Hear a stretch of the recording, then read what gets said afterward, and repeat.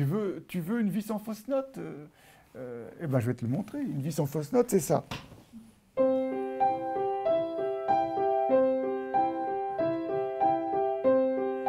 n'y a pas de fausse note. Ça dure 50 ans.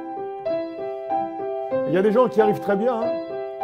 Alors, chérie, heureuse? Je vous le fais un quart d'heure. Quand vous en avez marre, vous me le dites. Et vous voyez que ça n'a aucun sens.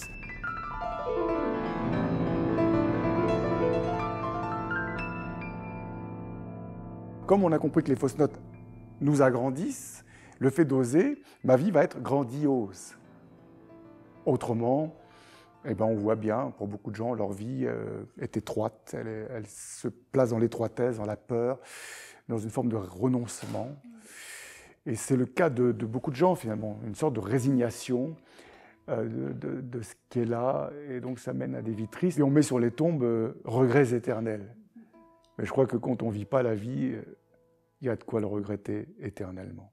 Ton approche va vraiment bien plus loin qu'apprendre à jouer du piano, bien plus loin aussi de dépasser et d'aller au-delà de ses propres fausses notes.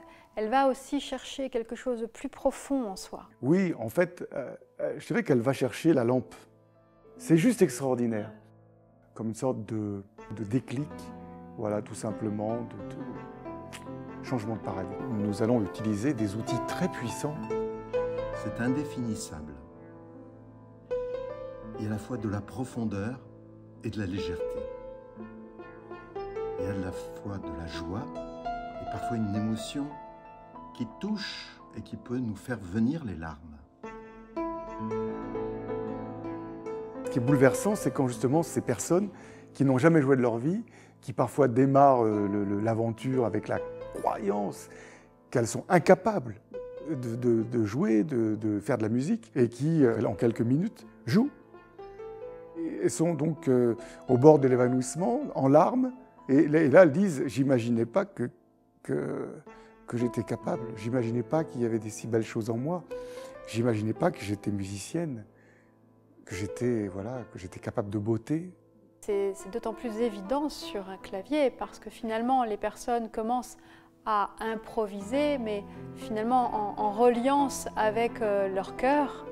Mais oui, et c'est ce qui se passe, et ce qui est bouleversant, c'est quand justement ces personnes qui n'ont jamais joué de leur vie, qui parfois démarrent l'aventure avec la croyance qu'elles sont incapables de jouer, de faire de la musique, et qui, voilà, au bout de 2 fois en allant au piano, en quelques minutes, jouent.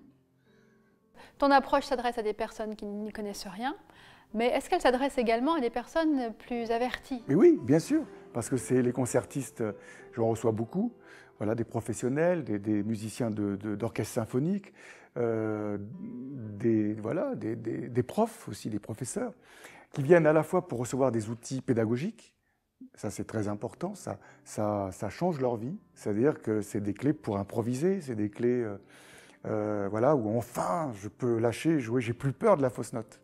Et donc dans ce rendez-vous, je dirais avec soi, c'est là où je parlais de la lampe. D'abord se rendre compte que dans la caverne, hein, il y a plein de choses, il y a des choses tout au fond cachées, voilà, terribles, et puis il y a d'autres choses, il y a aussi des trésors, mais le plus important, c'est cette lampe, la lampe de la révélation. C'est là où il y a ton génie qui n'attend que ça en fait, qui n'a qu'une envie, c'est de t'exaucer.